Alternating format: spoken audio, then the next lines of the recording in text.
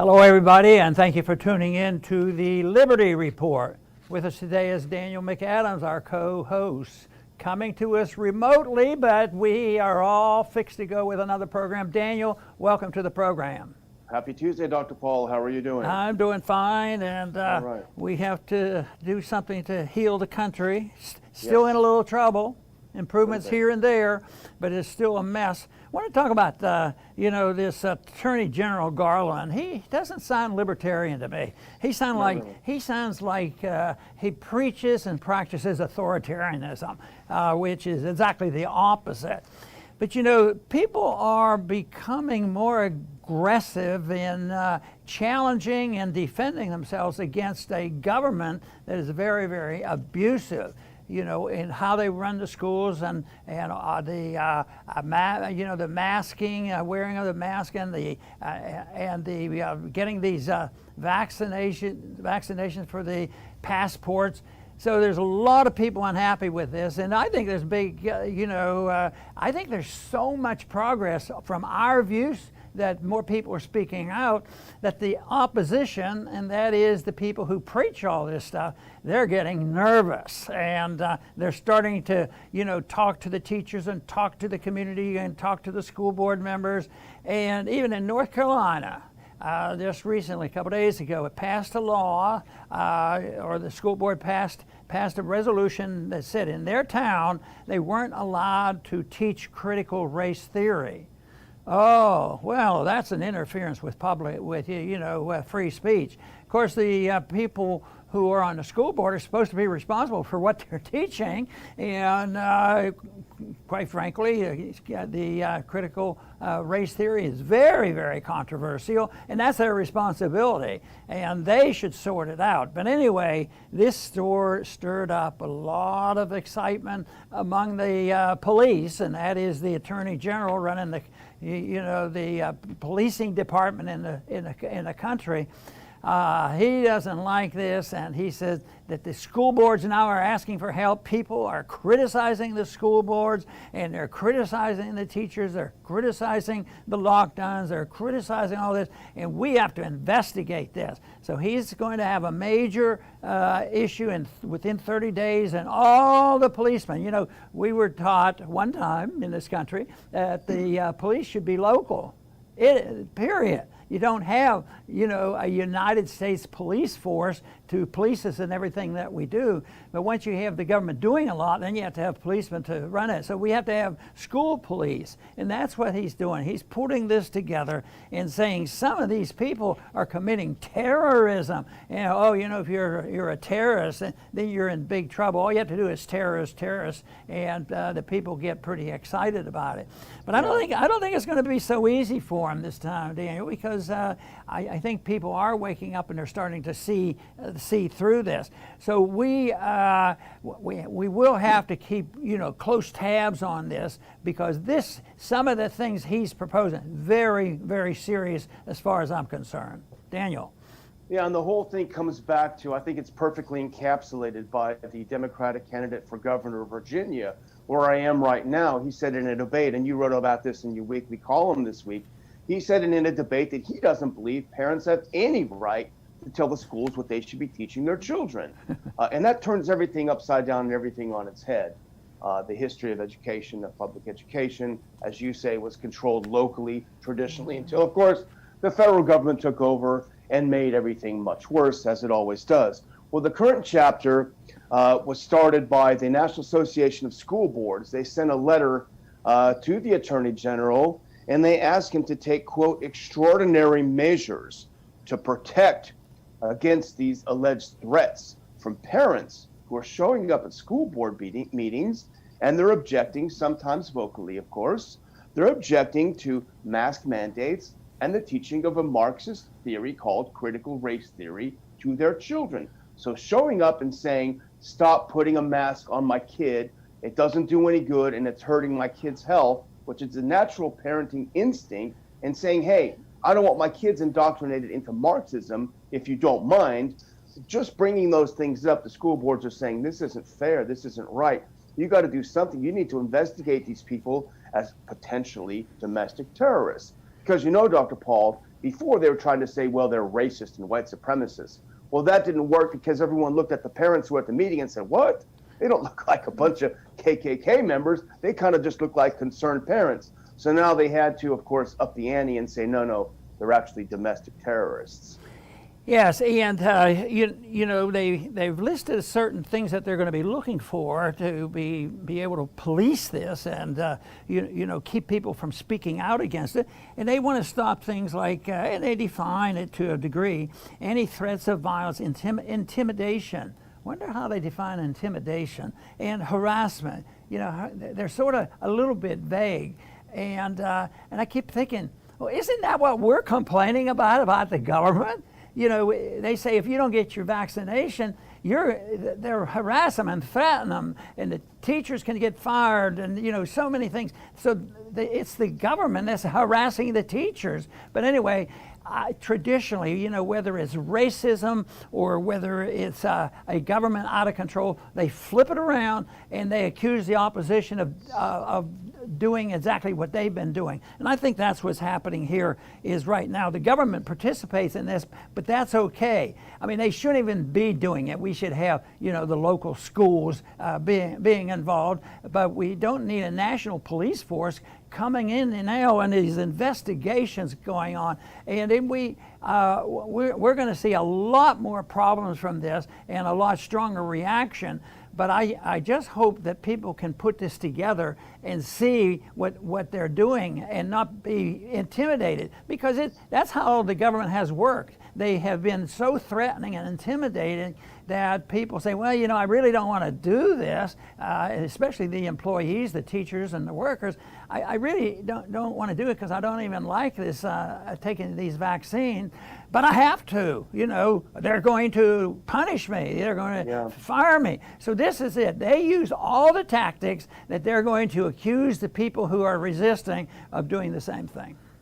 And what's really happening here, Dr. Paul, and we've covered this many times on the Liberty Report, is that parents are organizing and parents are becoming very effective at holding the school boards. And of course, nobody talks about how the parents are taxed to pay for these teachers and for all the ridiculous administrators. But they're becoming very effective because they're organizing. They're going down to local school board meetings. There's nothing these guys hate more than having a light shined on what they're doing. They're going down there, they're going to the microphone, and they're saying, hey, we don't want this. We don't want you to do this. Stop doing it. And they've tried every kind of tactic, turning off the microphones, kicking them out, doing all sorts of things. But the parents are effective. And we've discussed, I think a couple weeks ago, Dr. Paul, where the parents said, we're going to stay here until this school board resigns. And they all resigned.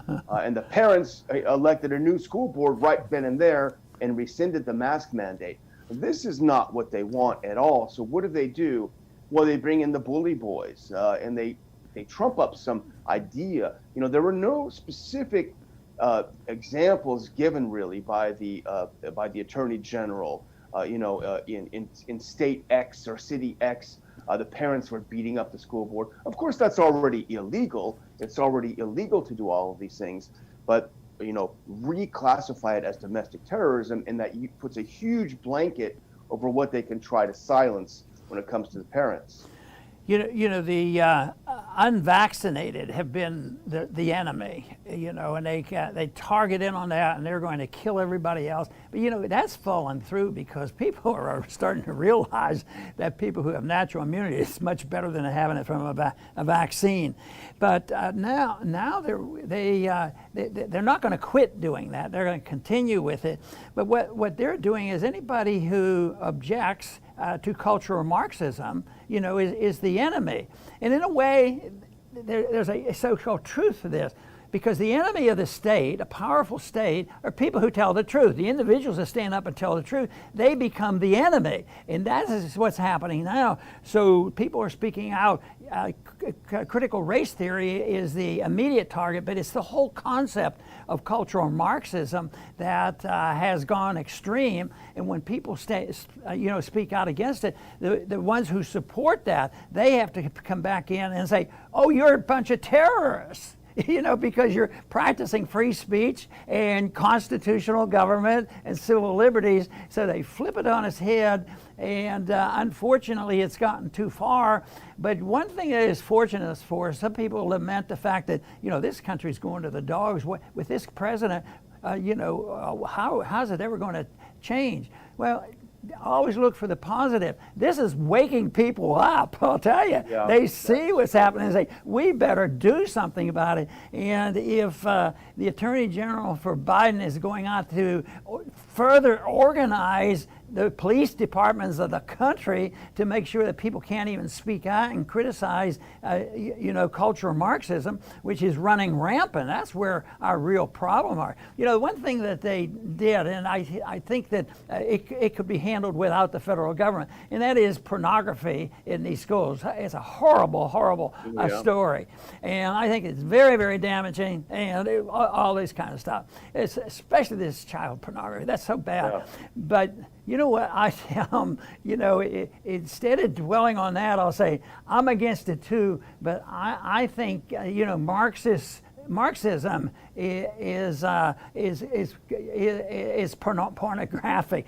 Philosophic pornography. That's what really kills people. That's what the Marxists and the Nazis in the world. That's what kills people, and yet that is being taught in our schools. It's not like they're vague. But if you say a word about it, then they turn around. Oh, you're the ones that are causing all the trouble. So we're going to take away your freedom of speech, and we're going to fire you if you don't do exactly as we tell you. And so they're the ones who are intimidating the people. Obey, obey, obey, or you will suffer the consequences. It's not only in the schools, and that's in a lot of industry right now too. The leadership in the industry has to capitulate as well and follow the orders of the government. Yeah, what was becoming very obvious, Dr. Paul, and of course it always has been, but certainly a finer point is being put on it, which is that all of this is political. This is political justice, which is injustice. The communists believe in political justice, usurp the traditional Western concept of justice. Where was the FBI? Where was the rush to employ the FBI and law enforcement to investigate when the cities were being burned down last summer? Oh, they didn't care. They stood by. There's nothing to see here. Keep moving on. But as soon as a few people step foot inside the Capitol building, oh, well, this is a terrorist. This is an insurrection. As soon as a few parents come and say, stop putting these things on our kids' faces, stop brainwashing my kids, oh, that's terrorist too. So they are using the Department of Justice and the law enforcement authorities like the FBI as political weapons against their political enemies. And if we keep going down this road, there's not going to be much of a country left to bring back. Boy, that is for sure, and yet we do have to look on the bright side because, and you've already just mentioned it again, that there are people speaking out against it. And that's the only thing that really can stop it, because they have a lot more guns and they can do whatever they want, and they have the, right now, they have the major media outlets that can perpetuate all these threats and intimidations. And the power that they have, because they control so much, as far as, through the welfare system. If you don't do what they tell you, they might come along and say, well, you don't get your Medicare anymore. You're totally dependent on it, but we'll take that away from you if you don't do it. And that is the case. Sometimes, recently there was one place where they were firing some people, and almost anybody who gets fired, and they lose their job, they get unemployment insurance. Except in this case, they say the one thing is you people speaking out against the government, that is so bad that you will not get, unemployment benefits. So there's always a way to threaten and intimidate because the government is so big. So the answer comes from people waking up and doing what we advocate. But the ultimate answer has to be a change in a mental attitude about personal liberty and how much responsibility should be on the individual and local government and voluntarism. But what they would like to do is just say, no, the enemy is those of you who challenge the authorities. You have to obey, and that is so totalitarian, so authoritarian, and yet right now we need to awaken a lot more people, because I think that's the only solution we have, because I don't think anybody on this station is going to advocate taking up arms. So this is it. We want the arms of ideas, and that is what can change this, and that's where I think we've made some progress. And one thing that parents can do is starve the beast. And we've talked about it before, with parents yanking their kids out of school. These school districts are not getting their per diem per student, and they're losing money. Right. So vote with your feet. Take your kids out of school. Look into the Ron Paul curriculum. There are plenty of alternatives out there. And yeah, it may be a hardship for some parents. You may not be able to get that 2022 model of your favorite car. You may have to buy a used car. But the sacrifice, I think, Dr. Paul, is ultimately worth it. When you talk about, as parents, your one true obligation is to raise your children right. So you know what? You can probably do without that brand new car. You may have to keep your clothes for another season rather than get new ones. But I think ultimately, in my own personal view, Dr. Paul, it does pay off to make sacrifices for the future of your children and the next generation. Right.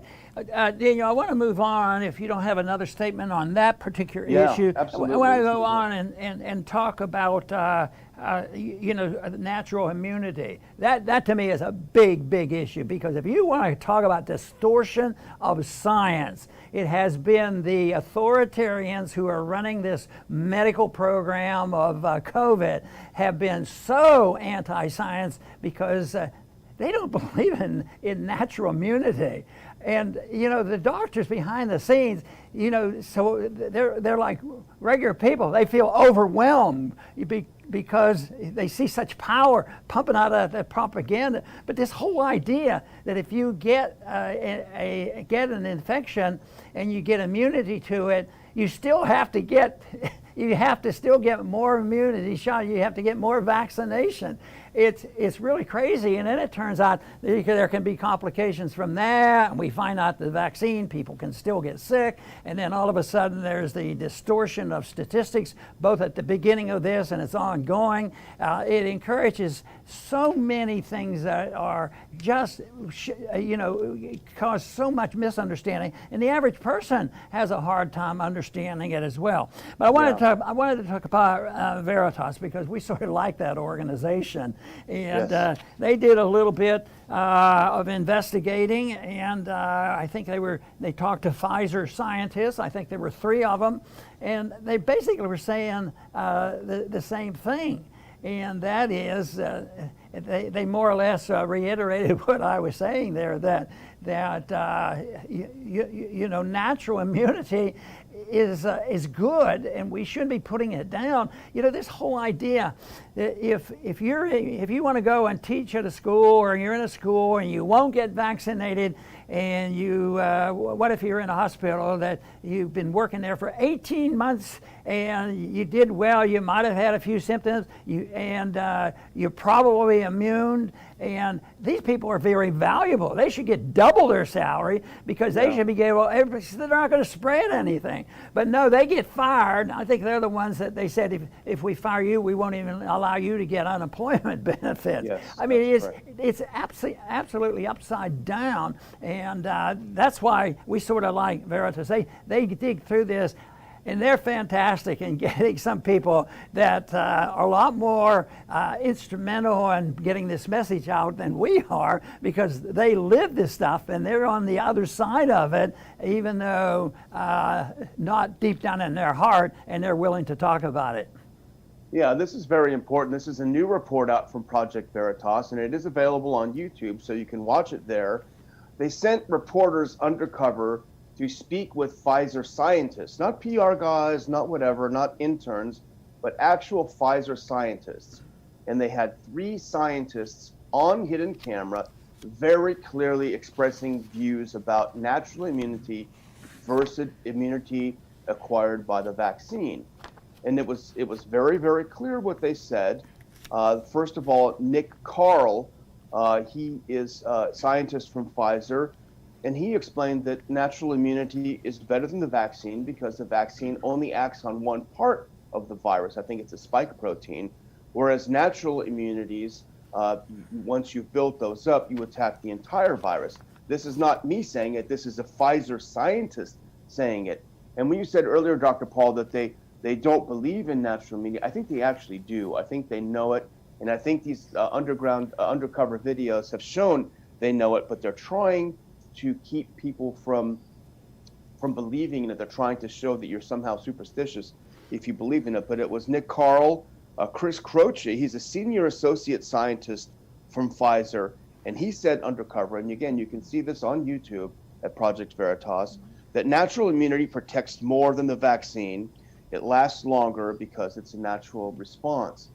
And they also talk about the intimidation and the fear that's inside Pfizer. People are being monitored all the time. They're being told what they can say and what they can't say. So I think you're right, Dr. Paul. This is a very, very important undercover investigation. And I think really blowing the lid off of this natural immunity, and it certainly doesn't diminish from people who want to get a vaccine. Hey, do it if you want to do it, right? But what it is saying is there are other things to look at, and those things are being suppressed, and that's not right. You know, I have frequently expressed my views on why some of these very dumb things happen. And it's just not a matter of carelessness or ignorance. I think there's a time that people benefit from this, because we do know it's in the papers about how much profits are made by selling vaccines, and so that their incentives are distorted. But right now, in New York, because of the crackdown there, they didn't get any better with even the attempt to try to get rid of a few people up there. But in New York, there are 650,000 hospital and nursing home employees at this effect, and a lot of them now, want exemptions because they don't want this to happen. And so these are the people that I mentioned a minute ago that may well be exactly the ones you need. So yes, they have trouble. They can't fill the hospitals. They can't find enough nurses for the hospitals. So what do? They fire them. They fire them. So this has to be, their goal. Some people believe that there are some who believe they can it can benefit their cause of cultural Marxism by having chaos here. And I think until somebody proves that isn't the case, I'm going to sort of lean in that direction strongly.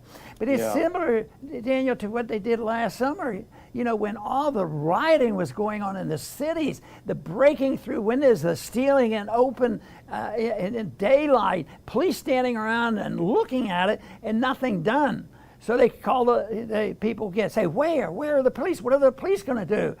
Yeah, we need to deal with this. What we need to do is defund them because they don't do a very good job. So it has to be a motivation that is so strange. I just don't believe they're that dumb as to have policies that are so likely and predictably can backfire on them and reject so easily the whole concept of voluntarism and private contracts and doctor-patient relationships and listening to the people who it's not like there aren't a lot of doctors now that have and will continue to speak out, because we've had some on our program, and there's still a few places on television. They still get a hearing. So the message is out there. But this whole thing, we still like it when somebody from inside at Pfizer comes across and says, "Hey, look, they know what's going on.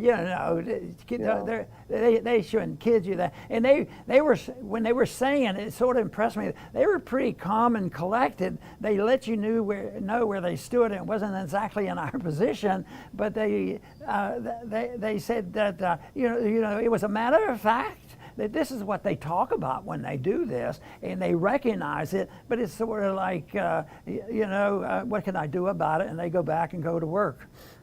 Yeah, I think the other thing, aside from the issue of natural immunity that came out in these undercover investigations, is something that I think is an absolute scandal of monumental proportions. And this is Chris Croce, who's a senior associate scientist at Pfizer. The undercover reporter said, "So what is happening to monoclonal antibody treatments?" And Croce responded, "They are being pushed aside." The journalist said, "Why?" And he said, "Money. It's disgusting. Yeah. And later on, he said about his own company, Pfizer, quote, basically, our organization is run on COVID money now.